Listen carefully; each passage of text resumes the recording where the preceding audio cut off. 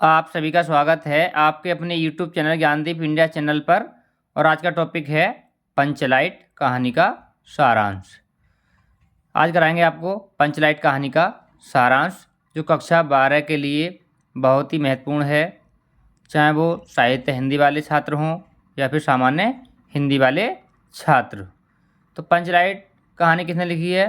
तो पंचलाइट कहानी लिखी है फणीश्वरनाथ रेणु ने। कौन इसके लेखक? फणीश्वरनाथ रेणु।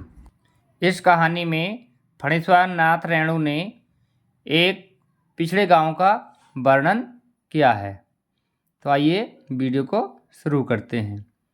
आपने अभी तक वीडियो को शेयर नहीं किया है तो पहले वीडियो को शेयर कीजिए ताकि सभी बच्चे जुड़ सकें। तो पहले लिखेंगे हम पंचलाइट कहानी का सारांश, ठीक है। तो ज़्यादा लिख देंगे आप पंचलाइट कहानी का सारांश, हेडिंग डाल देंगे या फिर केवल पंचलाइट। फिर लिखेंगे रेणु जी की आंचलिक कहानी है, यानी पंचलाइट रेणु जी की आंचलिक कहानी है। यानी रेणु जी का पूरा नाम क्या था? फणीश्वरनाथ रेणु। तो आप लिख देंगे पंचलाइट फणीश्वरनाथ जी की आंचलिक कहानी है या फिर रेणु जी की आंचलिक कहानी है। कहानी में बिहार के एक पिछड़े गांव के परिवेश का सुंदर चित्रण प्रस्तुत किया गया है। कहानी में कहाँ का वर्णन किया गया है? तो कहानी में बिहार के एक पिछड़े गांव के परिवेश का सुंदर चित्रण प्रस्तुत किया गया है। ये आपको याद रखना है। ये कहानी कहाँ की लिखी गई है? बिहार के एक पिछड़े गांव की कहानी है। महतो टोली में अशिक्षित लोग हैं। उन्होंने रामनवमी के मेले से पेट्रोमैक्स खरीदा, जिसे वे पंचलैट कहते हैं, ठीक है। तो गांव में टोलियां बनी हुई हैं, तो इसमें दो टोलियों का वर्णन हुआ है। तो एक टोली थी इसमें राजपूत टोली और दूसरी है इसमें महतो टोली। तो इसमें राजपूत टोली के जो लोग हैं वो पढ़े लिखे हैं और महतो टोली के जो लोग हैं वो अशिक्षित हैं, यानी अनपढ़ हैं।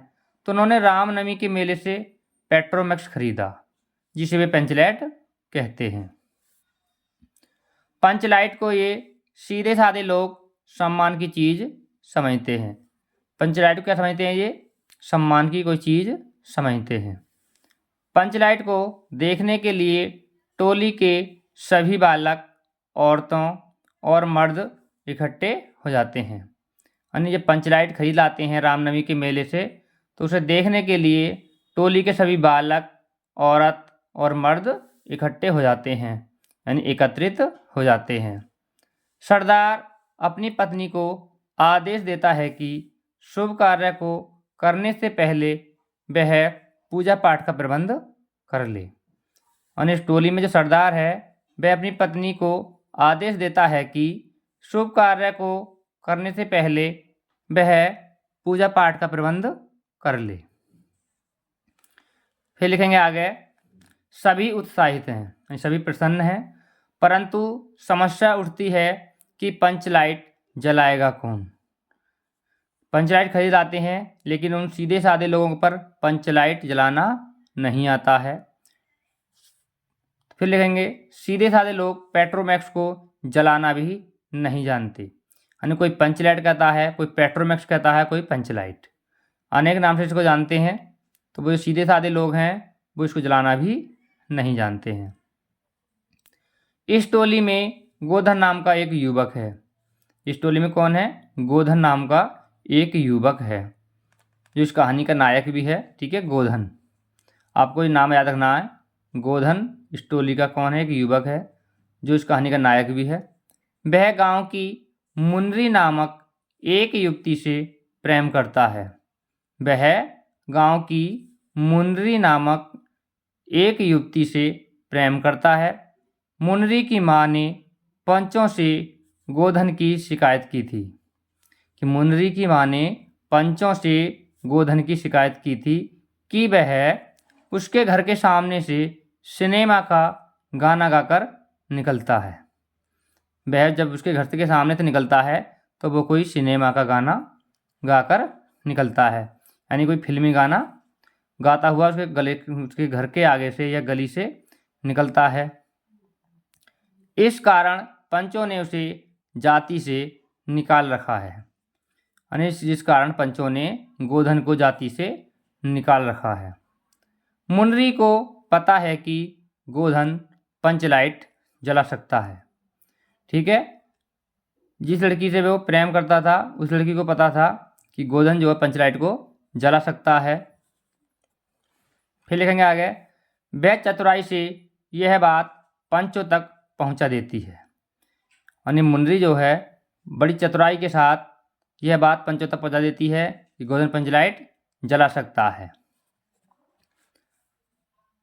पंच गोधन को पुनः जाति में ले लेते हैं। यानी पंच गोधन को दोबारा से जाति में ले लेते हैं। वह पंचलाइट को जला सकता है। वह पंचलाइट को जला सकता है। मुनरी की माँ गुलरी काकी, तो कोई यहाँ गलत लिख गया है, लेकिन वह पंचलाइट को जला देता है। ठीक है, क्या लिखेंगे यहाँ, वह पंचलाइट को जला देता है। ठीक है, नहीं, पंच गोधन को पुनः जाति में ले लेते हैं और वह पंचलाइट को जला देता है। मुनरी की माँ गुलरी काकी प्रसन्न होकर गोधन को शाम के भोजन का निमंत्रण देती है। यानी मुनरी की माँ जो थी गुलरी काकी, वह खुश होकर गोधन को शाम के भोजन का निमंत्रण दे देती है। यानी जैसे ही गोधन पंचलाइट को जला देता है तो मुनरी की माँ गुलरी काकी भी उसे प्रसन्न होकर शाम को भोजन का निमंत्रण दे देती है। कहने का अर्थ है कि वह उसकी दावत कर देती है। फिर लिखेंगे आगे, पंच भी अति उत्साहित होकर गोधन से कह देते हैं। यानी पंच भी बहुत प्रसन्न होकर के या फिर अत्यधिक प्रसन्न होकर के गोधन से कह देते हैं कि तुम्हारा साथ खून माफ खूब गाओ सलीमा का गाना। क्या कहते हैं कि तुम्हारा साथ खून माफ खूब गाओ सलीमा का गाना। यानी जो वो गाना गाता था उस गाने गाने की उसको छूट मिल जाती है। कह देते हैं कि आप तुम खूब सलीमा का गाना गाओ।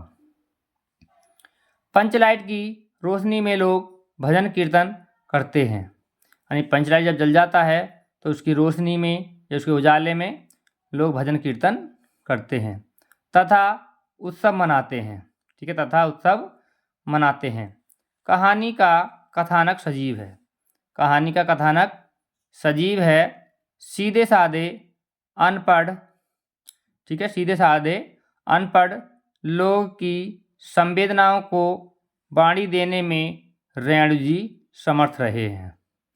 यानी सीधे साधे अनपढ़ लोगों की संवेदनाओं को वाणी देने में रेणु जी समर्थ रहे हैं। इस कहानी में आंचलिक जीवन की सजीव झांकी प्रस्तुत की गई है। यानी इस कहानी में आंचलिक जीवन की सजीव झांकी प्रस्तुत की गई है। तो इस तरह देखेंगे पंचलाइट कहानी का सारांश। तो आपको पता चल गया होगा इसमें कि इसमें कहानी कहाँ शुरू होती है और कहाँ ख़त्म हो जाती है। यानी गाँव के में टोलियाँ बनी हुई हैं जिसमें एक महतो टोली के लोग पंचलाइट खरीद लाते हैं रामनवमी के मेले से, लेकिन सब काम हो जाते हैं। एक समस्या उठती है कि पंचलाइट जलाएगा कौन, क्योंकि वो सीधे साधे अनपढ़ लोग पंचलाइट को जलाना नहीं जानते हैं। राजपूत टोली के जो लोग हैं वो इसको जला देते हैं, जला लेते हैं, लेकिन फिर भी वो महतो टोली के लोग उनसे जलवाना नहीं चाहते हैं क्योंकि वह पूरी ज़िंदगी भर उन्हें ताना मारेंगे। इस डर से वह उनसे नहीं जलवाते देते हैं और अपनी ही टोली के जो इन्होंने एक युवक निकाल रखा था जिसका नाम गोधन है उसे अपनी जाति में पुनः ले लेते हैं और वह पंचलाइट को जला देता है। इससे खुश होकर सभी पंच और मुनरी की माँ गुलरी काकी भी उसको निमंत्रण देती है भोजन के लिए और पंच भी कह देते हैं कि तुम्हारा साथ खून माफ खूब गाओ सलीमा का गाना। उसके बाद फिर वो सभी लोग उसके उजाले में भजन कीर्तन करते हैं। तो इस तरह से आपको ये लिखना है पंचलाइट कहानी का सारांश, जो लिखा है आपका फणीश्वर नाथ रेणु ने। तो आज के वीडियो में बस इतना ही। आपको ये वीडियो कैसा लगा हमें कमेंट करके ज़रूर बताएं।